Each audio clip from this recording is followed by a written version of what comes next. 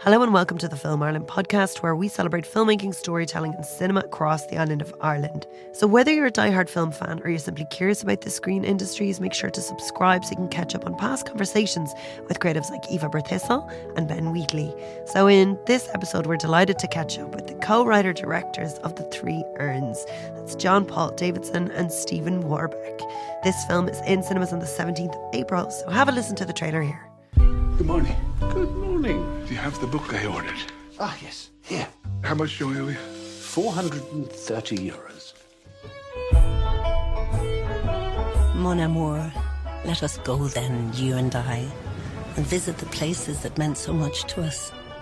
Where we first met, where we first kissed, and where we said we loved each other. I'm traveling by car, but I parked it up and somebody stole the wheels. Oh, for God's sake, they've stolen the bloody car. There's someone looking for you. A woman. It's your first time in Ireland. Oh, man! I'm glad you have found us. I think we can help. What is this place? Sanctuary for battered souls. Tim Finnegan lived in Walking Street, the gentleman Irish, mighty odd. Were you dreaming? Many dreams. The living or the dead? He carried a heart. You see, he'd a sort with the tippling way, with the love for the liquor, poor Tim was born to help. She just wanted to be brought back to where she came from. I screwed up at work, and now I have to sort it out. My float's been clamped. I need a horse. One morning, Tim was rather full. His head felt heavy when she made My wife. My husband. It's never too late to begin again. Upon the bed with a gallon of whiskey at his feet and a barrel of porter at his head. Maybe you'll meet up there. Maybe we'll all meet up there. Stay with those who still have a pulse.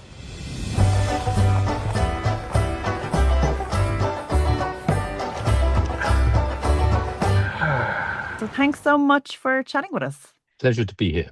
So you've asked about how we arrived here into this. Yes, I was just about to. You've read my mind in terms of the film itself is, such a wonderful exploration of grief, such great performances, and absolutely, I was wondering, because you've both come at it from taking such different journeys to get here. I was wondering, Stephen, if you could tell me first just about your own journey and, your exploration of music and how that has brought you right here, right now.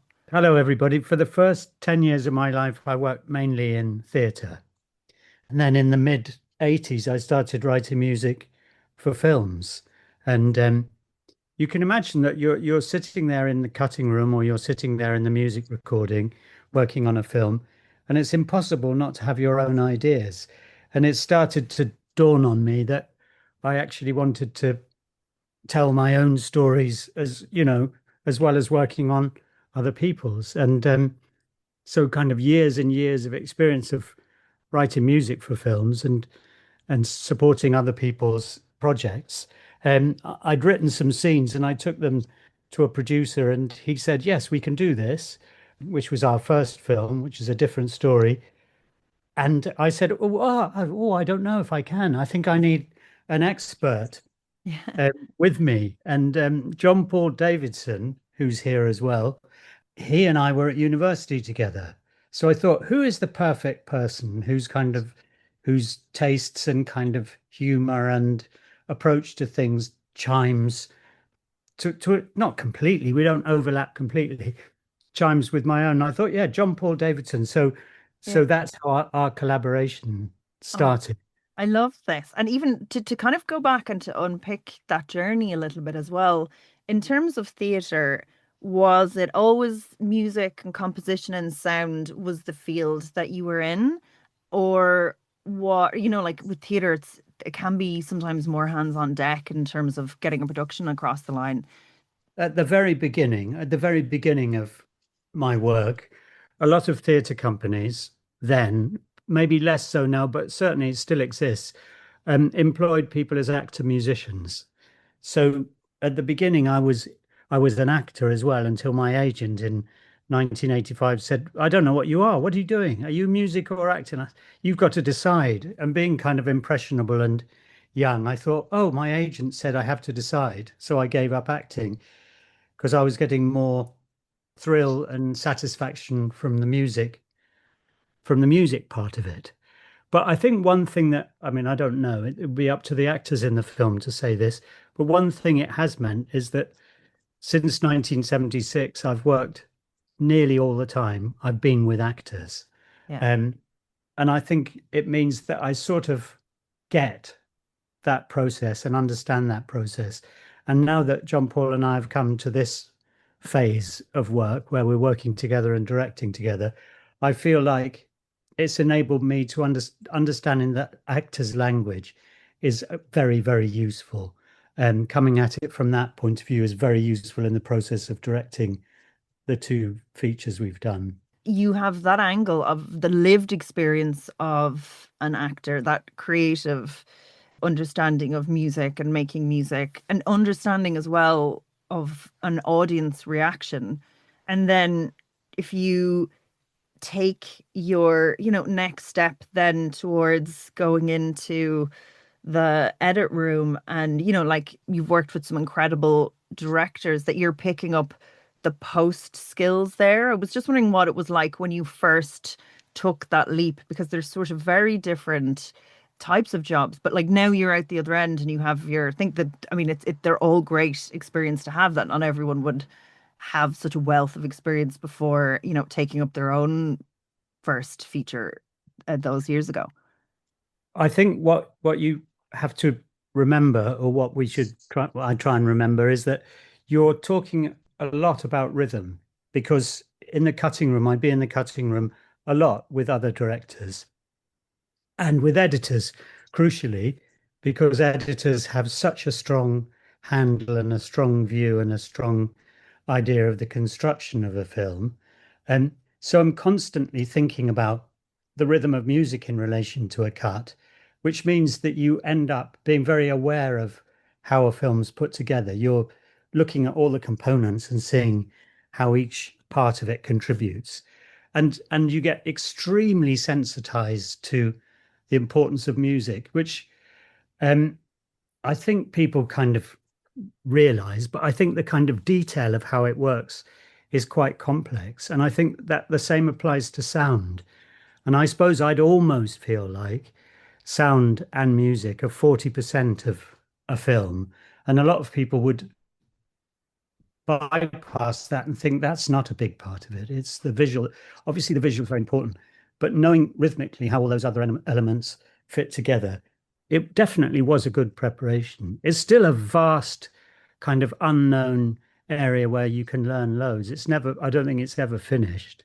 And I think the other thing, but just very briefly, is that, which may be a good or a bad thing, is that I operate quite instinctively. So I wouldn't be somebody who'd be able to analyze, why does that piece of music work? It would just feel right. And the rhythm of it would feel right against the character walking across the landscape, whatever it is. So there's no for me, there's no sort of rule book except for what feels right for the image and the story you're telling. I'm sorry if that's slightly meandering. No, it's perfect. No, but it delves into what your process is and how you're building it creatively. Now you've spanned a lot there, so we're going to go to John Paul and say, okay, so you guys graduated college at the same time and had that good creative friendship, and you went in a very different direction. I was wondering if you can kind of just let us know, what that journey was like for you. Well, it was fairly clear after we went to Bristol together. We did our first production called Why Do I Think I Am, or something like that, which was a musical which I had to sing in very badly, which Stephen directed the music for. So we do go back a long way, and that was a help. I then diverged and went off to film school. I knew I wanted to make films, having been in the theatre for about a year, but decided I didn't like being in a dark space. So wanted to go out and explore the world, basically, and went off to do a PhD in anthropology in Malaysia, and then joined the BBC. Straight away from that, they made a film about my field work and then stayed there for sort of 20 plus years. Really, it was a fantastic time at the BBC because you just walked down the corridor and basically said, oh, I'd like to go to Borneo to do this film. And they went, oh, okay, go do it. And you went off to do it. And there were no phones. You were left on your own. So you were very independent. But I always kind of hankered back to the, if you like, the dramatic side, and left in to do a film with Alan Bates and Sting and that in the 90s. And then kind of mishmash between documentaries and the drama stuff. Quite different, but in a way also the same kind of problems that you get. And in a way, the two films we've done merge some of those, certainly the travel documentaries, the ones I've done with people like Michael Palin and Stephen Fry, the idea of traveling and meeting people and having encounters. The difference really with these films is that there's an emotional journey and there's a different kind of purpose to it, and you construct it rather than responding to the world. It's a very interesting take. Is there sort of lessons that you might have picked up on that way of working with a lot of factual? And again, I think like not all people who are directing are as involved in all the production and pre-production elements as you would have been. So you're picking up, it's almost like a completely holistic set of skills that you can kind of implement together then when you do join forces. But just, yeah, in terms of, like as you're developing a kind of understanding of the types of stories that you want to observe and tell, could you see your ability and understanding evolving over the years? Did you see it as a very kind of practical thing that you didn't over intellectualize and just went and did it? Or what was sort of your experience there? I think the main thing is about meeting interesting people and characters. So it's really all about characters. And in a way, the Three Urns is also about Mr. O'Connor meeting interesting characters along the way. Although he has a definite purpose to it, it's still about those events that happen. And with a sort of, and I think part of the reason I work with people like Michael and Stephen is the worldview, the sort of comic view of things, which it's much more difficult to tell the truth in comedy, I think, than in sort of tragedy and that, and to try and find the comic moments that reveal that truth. And then just being adaptable. I mean, that's the key thing that you learn with making documentaries. You have to adapt very quickly. And you go to a situation and you say, well, how am I going to film this? And I think that really helped with something like this, where we didn't have a lot of time. You have to think on your feet quite quickly. Not a lot of prep time either. So I think it helps definitely my sort of background in the factual area.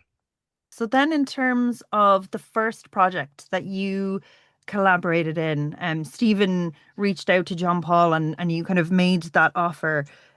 Because you guys had both a wealth of experience in two different areas, was it relatively easy, or, was it, that next level in terms of workload and prep and production? And what was the creative process like, even getting it to get to that point?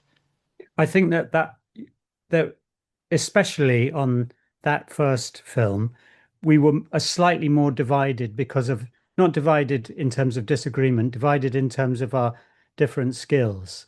So I'd have been more learning about pre-production and preparation, looking for locations. John Paul's done that for decades.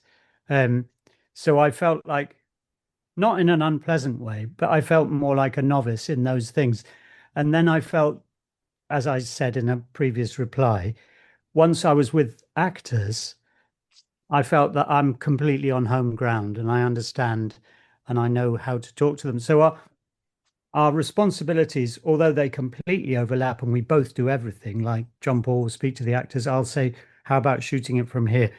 In that first film, we were more specialized, and, right through to the edit, JP would have a clearer, perhaps, idea of how things should be put together. And I remove the word definitely, I probably would have a clearer idea of what the music would do. So our special experience, each of us, meant that we did come from a different direction.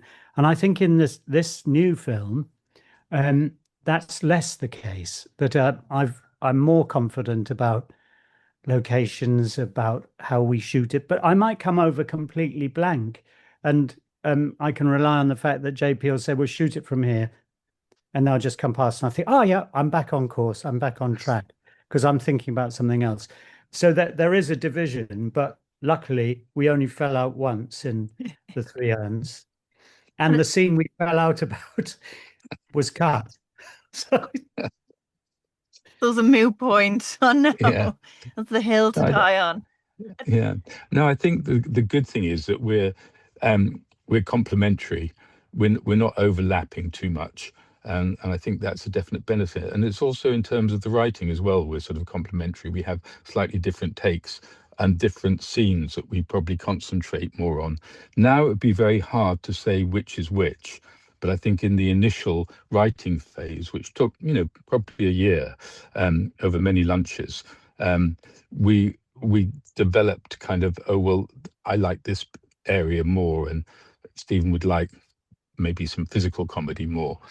So that, again, that's sort of very useful to have somebody who's on the same wavelength, but also slightly different. And it's nice working with someone else. I mean, people say, oh, it must be difficult having two of you. I said, actually, no, it's really good to have two people, because you have backup and a bit less of a workload. Yeah. And even in terms of, like, I don't know what the deal was. I think it's interesting in terms of, okay, so that last film was also in France with Ciarán Hinds, wasn't it?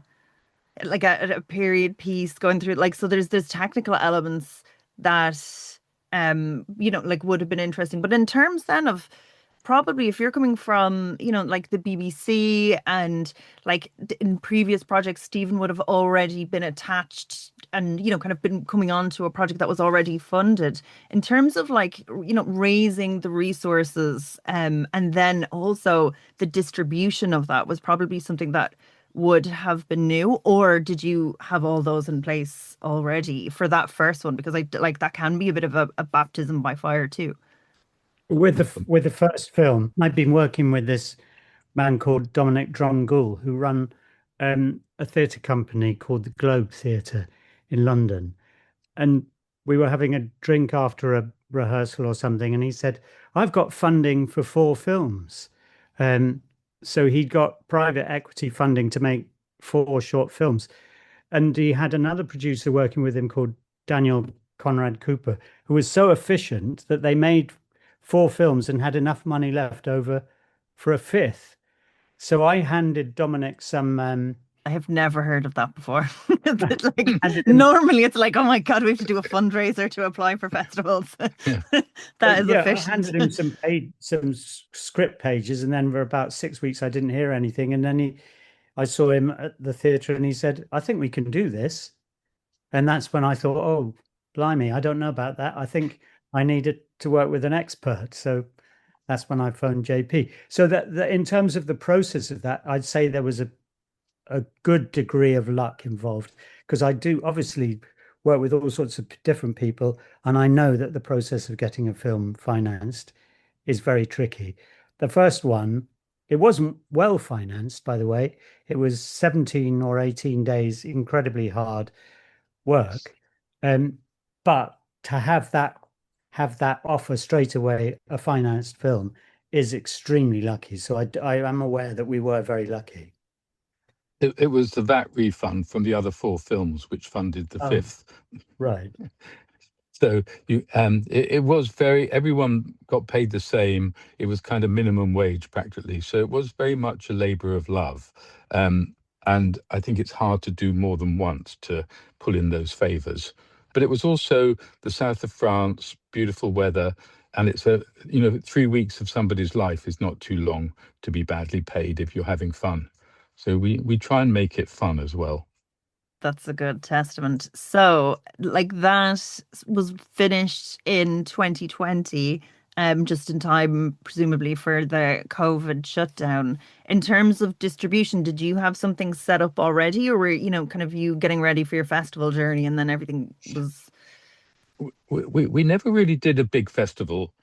We had distribution here and in the US and Australia, New Zealand. So it kind of went straight out there and opened in COVID when the cinemas were open for a week and then closed immediately. So it had a very short window. It did much better in Australia and New Zealand, where it played for quite a few weeks, again, until the cinemas were shut down. So it did have a life. It didn't do, I mean, in some ways, it's a benefit not to have to do the festivals and go straight out to the cinemas. And then it went on to the streamers as well. So I think it had a relatively good life without the anxiety of having to schlep it around the world to lots of festivals.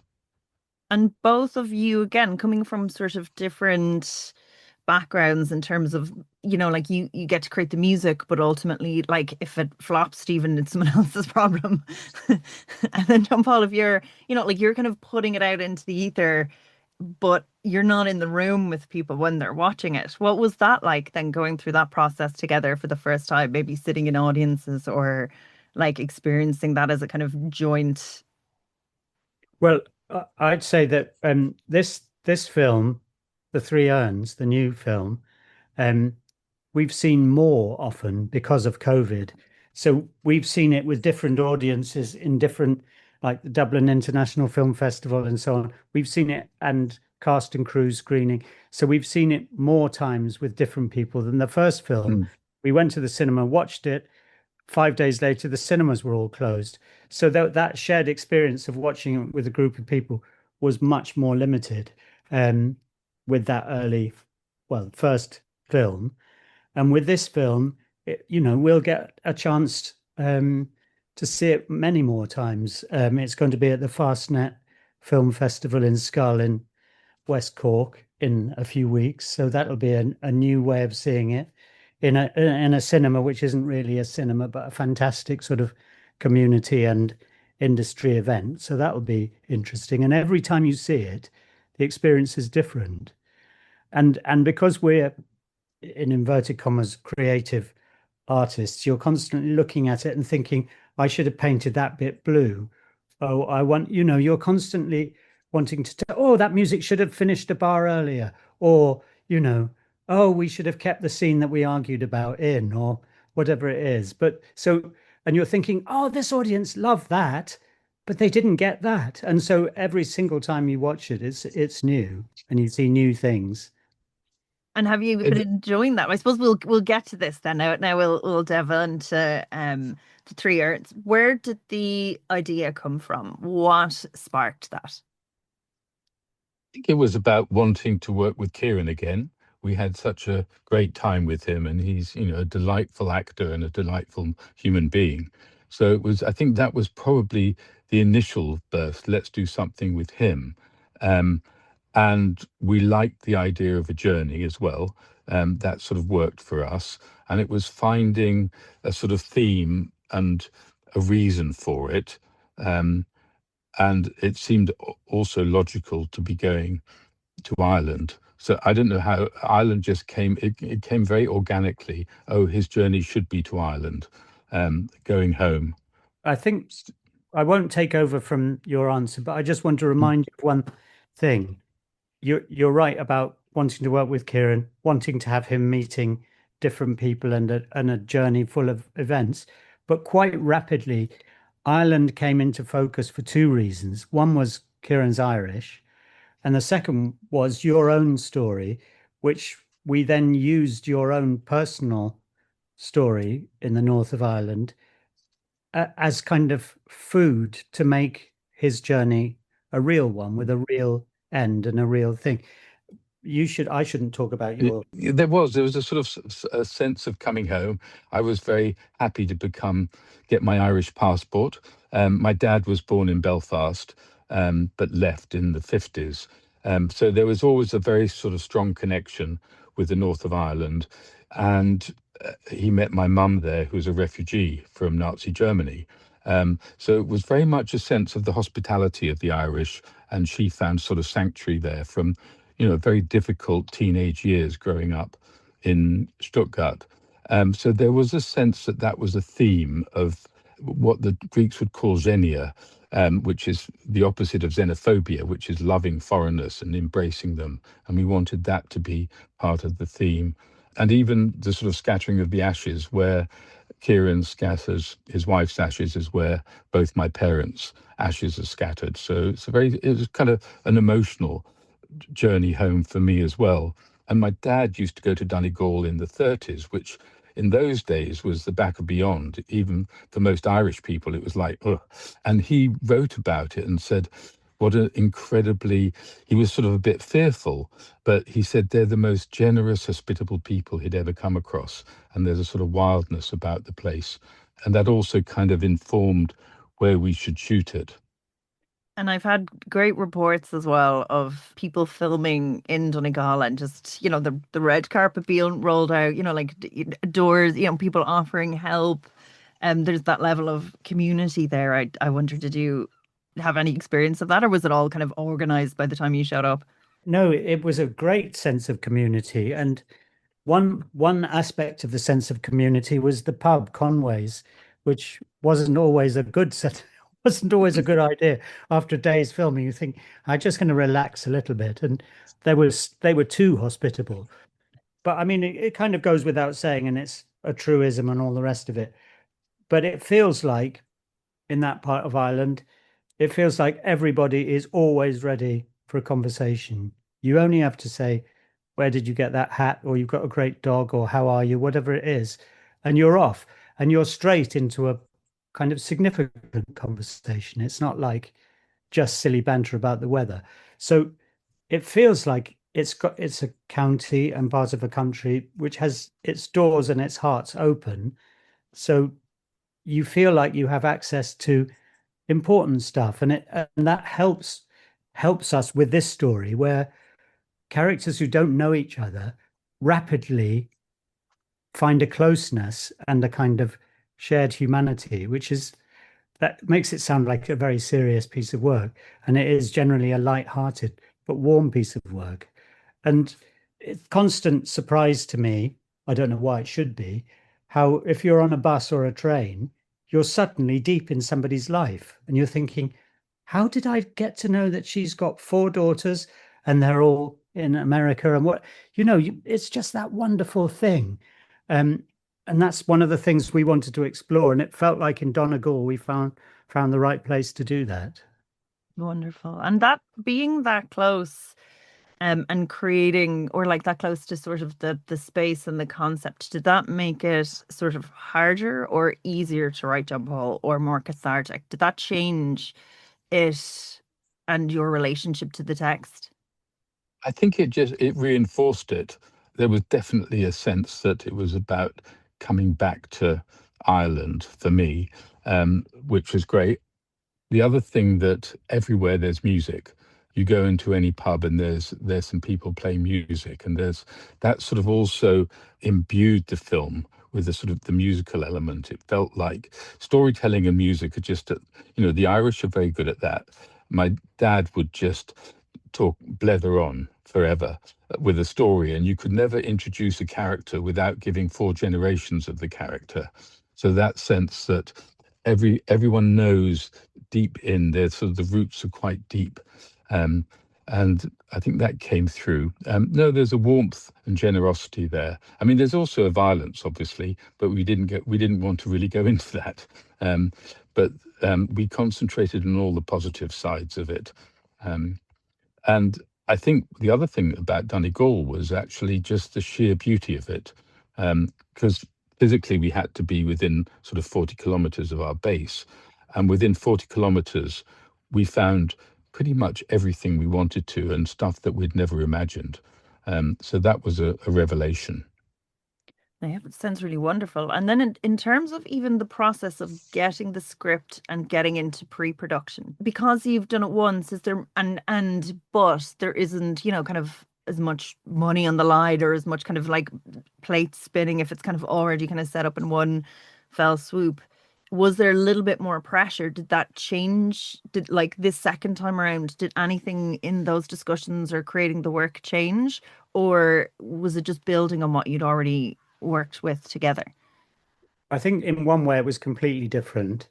And the story's different, and this time the characters who are different have quite a lot to say for themselves.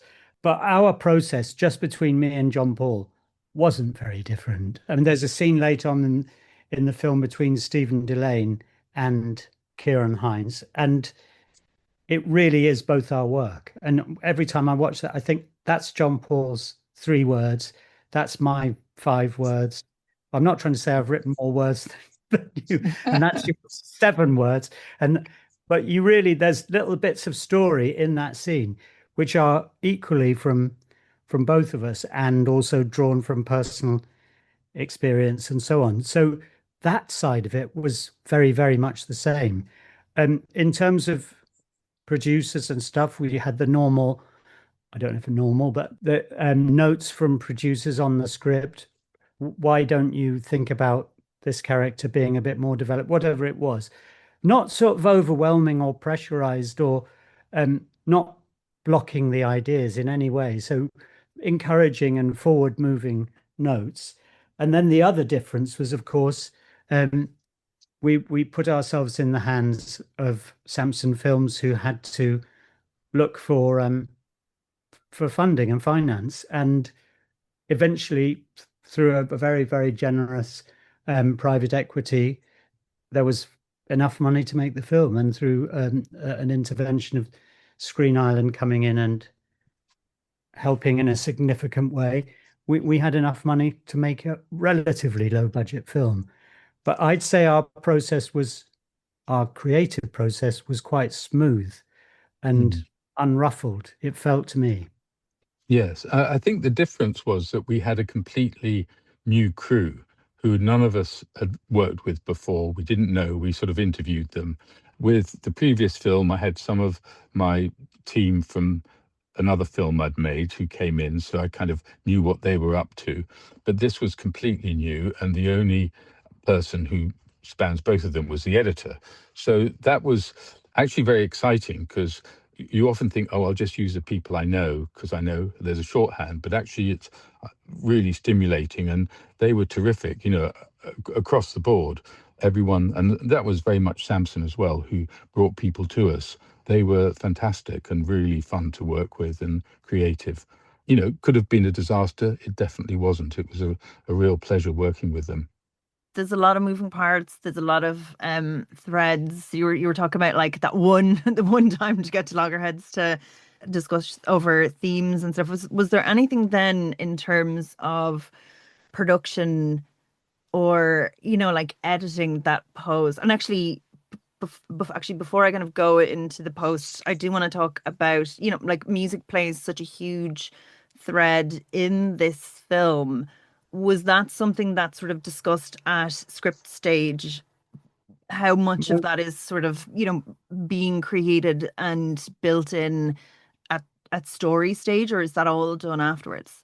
I'd say that in this film, The Three Urns, a third of the music's on the page, so that he comes across a group recording a video by the side of the river, and that's in the script.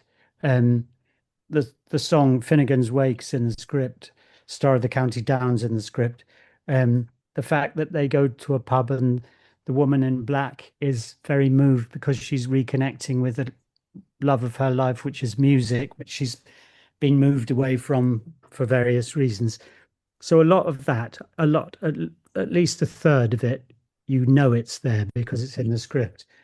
And then the rest of it, I think what we wanted to say, and it's for me as an interloper, not being Irish, I wanted to combine contemporary, urban, traditional elements of music, and I approached it like any other film. But we had traditional players, we had a couple of players from the UK, and we had instruments that you wouldn't find in traditional music as well. So I wanted to say Ireland's an evolving place.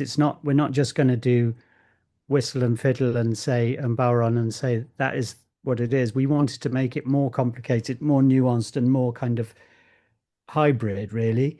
And And I think that's what we did. And then the other 2/3 of the music, it comes about in the normal way. We sit together and I say, I think we should have music over this sequence. So we need to, as he's going towards the border and he's thinking about Roisin, and the music helps us realize that he's still loves the person that he's missing, or is still missing the person that he loved. So a large part of it was in post, but an unusually big part was on the page. So I think it set the tone that we had it's what Ciarán's character is listening to that reminds him of Ireland. So the first sort of 3 songs, in a way, are Irish songs from his youth, which is Finnegan's Wake and Star of the County Down and Old Lammas Fair. And so you have it is sort of embedded in the traditional, and then it, as Stephen said, we didn't want it just to be all that. So he meets a group of rappers, which is kind of random, but it was very purposeful that they should be there. And, we cast around as who could do this and who weren't at all in what you would imagine Irish music to be. So I think they were all very conscious decisions. Was there anything that changed from, like, were there any technical issues or like decisions that were made further down the line that might have changed the story from what it was originally conceived as? I'm just always interested to, like sometimes there's outside influences and it might mean, oh, we've had to recast that role as a different gender or something. But, it all adds to it and that brings something like beautiful. But I was just wondering, do you have any examples like that in terms of edit, in terms of the production elements that, in terms of, like having to be creative with locations, was there anything that sort of changed that you were happy with? I don't think anything. I think we were lucky. Nothing big changed. Lots of small things changed. So the power of the song that Noleg sings in the bar was such that we changed the thing when he's sprinkling whiskey in the middle of the fort, and used her song there. So those little normal discoveries and scenes that we love didn't seem to be part of the story anymore in post-production, so they were sacrificed. But in terms of recasting, changing direction because of outside events, no, I think there was anything. It was just the things that you learn about your characters, and you learn actors bring something to it, and they've created something that's related to what you've written, but has a richness that you didn't expect. Or so there's an evolution of your ideas, but there were no sort of pitfalls or sudden changes of direction, I don't think. No, I think the biggest challenge was actually getting the milk float, finding one that worked, and then the transformation to being drawn by a horse. And that was technically quite tricky. And we spent probably the most time working out how to do that. And then actually Ciarán had to learn how to drive the thing because it didn't have a pivot. So he had to both steer it like he was steering the milk float and control the horse. So that was probably technically the most tricky bit of it all. But very good horse, luckily. I think the other thing that probably changed, but this is really at the script stage, I would say, just to go back, is someone like Olga Kurylenko's role, which was quite a small one initially, was built up partly to make it more interesting for her and also to give another sort of layer to the story. So you have Ciarán's and also Olga's story, and that's, I think, helped it. But I think we did that before we started shooting. Yeah, we did. I mean, and inevitably, a lot of the stuff that we built up had to go because we had probably a 2.5 hour film with scenes we loved, and gradually, as you know, some of them have to be snipped off, and they were. Just to go back to John Paul's horse and milk float thing, I do know from having worked with loads of actors that not many actors would have been as tolerant and willing to do that as he was. Because sometimes steering with his legs, sometimes with his forearms, while trying to steer the horse with his hands, and also having to use the brake because there was no way of stopping the float running into the back of the horse's back legs. So he was operating an incredibly complicated set of things with real good humor and still able to give us a very, very nuanced and wonderful performance. Going through the edit, this is your the second. Did you find that it was easier and quicker this time around to kind of find it? I suppose John Paul would have loads of experience sort of editing anyway. Were there ever any kind of you did talk about killing some darlings there, but were there ever any kind of tense moments before you found it or anything like that? Or now is it sort of you're very confident that you have all your beats and you can get them together in the mix? I think the general journey was the same. You obviously do lose material because it doesn't really, it's all about the rhythm in the end. And I think, the first assembly was 2 hours 20. And so we had to lose, 50 minutes basically out of that. But a lot of that is kind of just the natural process of whittling it down. And Peter Boyle, the editor, is very experienced at doing that. And he's not afraid of sort of making those cuts as well. Sometimes now that I look, it's an odd one. With a film, you do see it many times with an audience. And like Stephen said, you think, oh, they didn't laugh at that point, or, oh, that got a really good laugh. TV, it goes out to 10 million people. You don't know anyone who's seen it. It's sort of there, out there. So this is quite a different experience. And now I think, oh, maybe we should have switched that scene round with that. I think both of us feel that in some ways.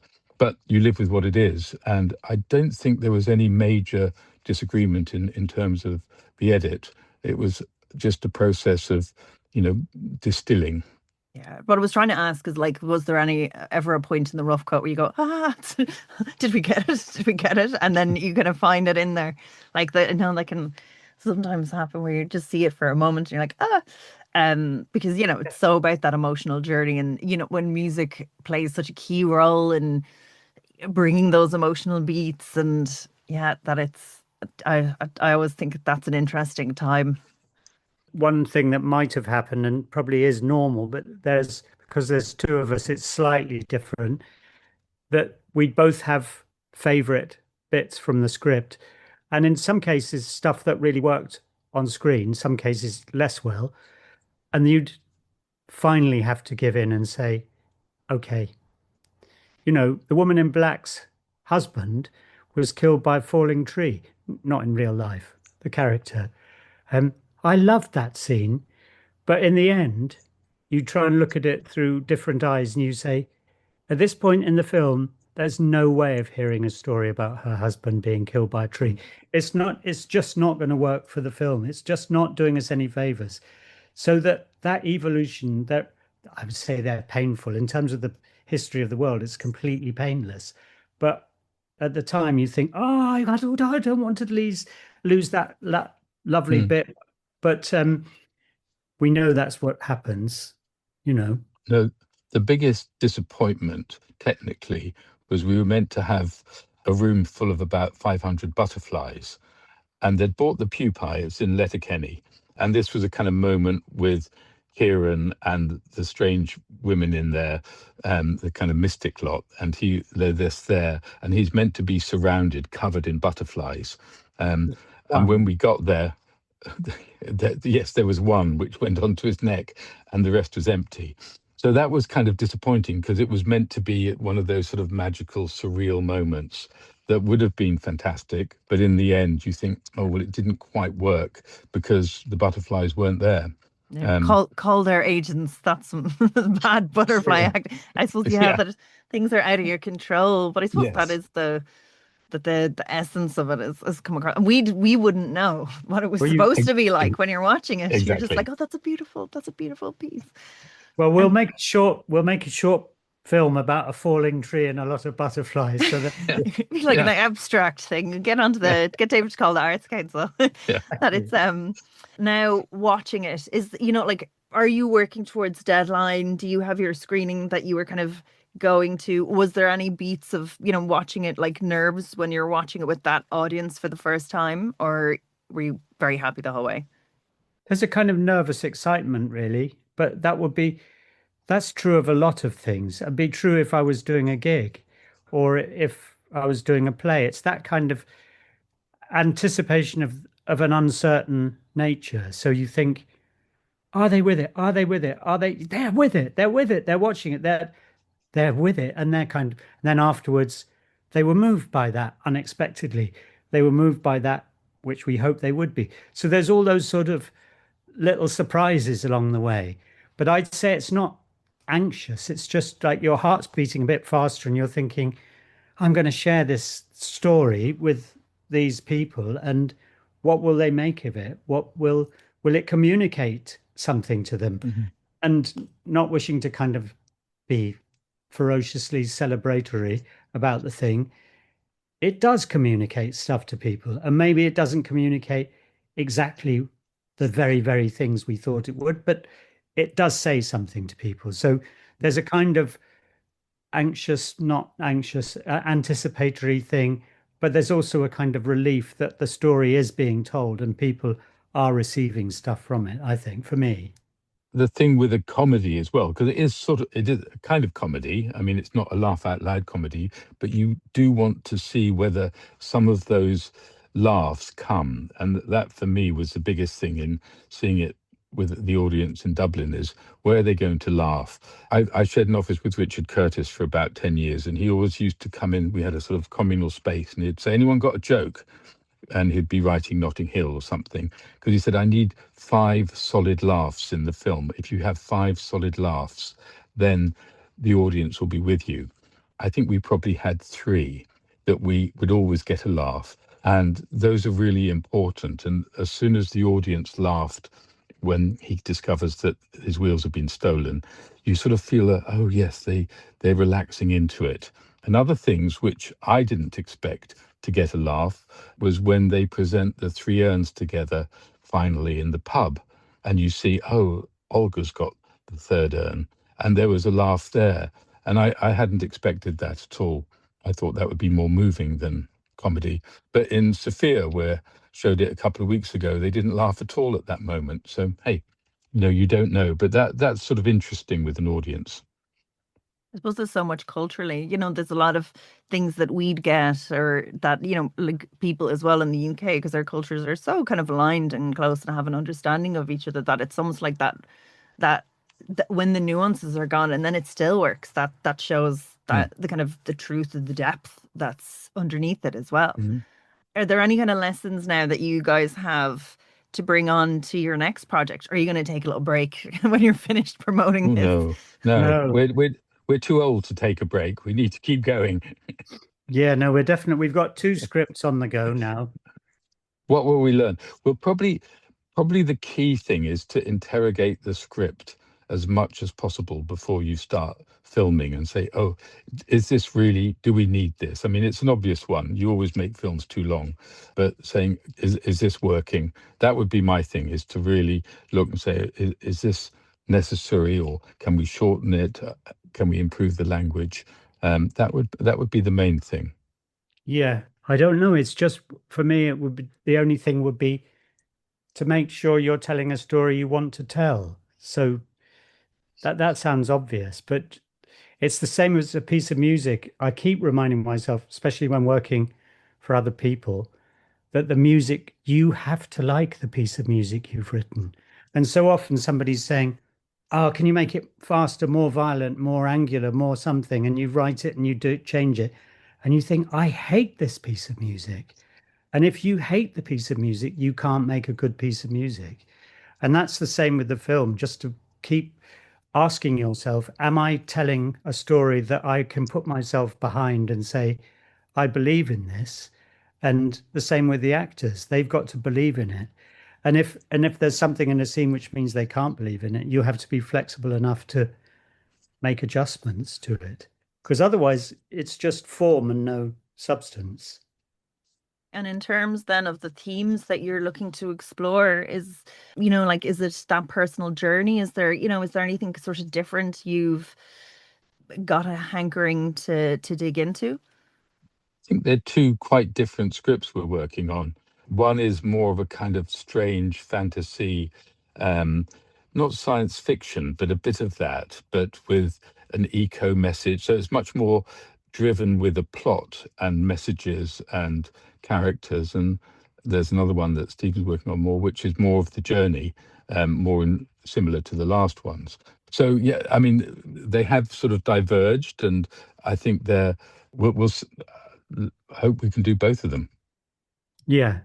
Yes, exactly. They are going. We're following two slightly different paths, but they both inhabit a world which we feel like the sort of the chemistry of us working together does provoke certain things, certain kind of humor, certain kind of surreal humor, maybe. And that, there's a bloke called Lazarus who's pushed off a cliff in one of the films, and I find that funny, but we'll have to interrogate the script and check that it really is funny and not just extremely cruel and nasty. Anyway. So are you a slightly darker writer then as well? Do when people kind of meet together, their tones sort of like change a little bit? Would you be? Yeah, I mean, for example, the scene that was cut, just to go back to something John Paul said, the scene that was cut about the woman in black's husband being killed. He was a fanatic planter of trees, and one day an oak tree fell on him and the branch spiked through him and killed him. That's my sort of scene. John Paul, the kind of butterflies, almost as spirits of the dead, being kind of in a beautiful light flickering. That's more John Paul's sort of thing. So I'm a bit grimmer. I definitely the moment. Yeah, I love this. So you can see that with writers and how, together it becomes, something different and almost transcends it. And it's the darkness and the light. It's almost to oscillate between those two things. It gives it more range and depth anyway, which is fabulous. But yeah, so okay, well, you'll have to come back and chat with us for the next one. Congratulations on the release. And I'll probably see you at Fastnet. We'll be down there. We can have a pint. My friend's screening down there. And yeah, congratulations. And hopefully you'll get to see it with many, many more audiences. Brilliant. Very, very nice to talk to you, and see you in 4 or 5 weeks at Fastnet. Brilliant. Bye. Bye. And thank you so much for listening. So make sure to subscribe to Film Ireland wherever you get your podcasts.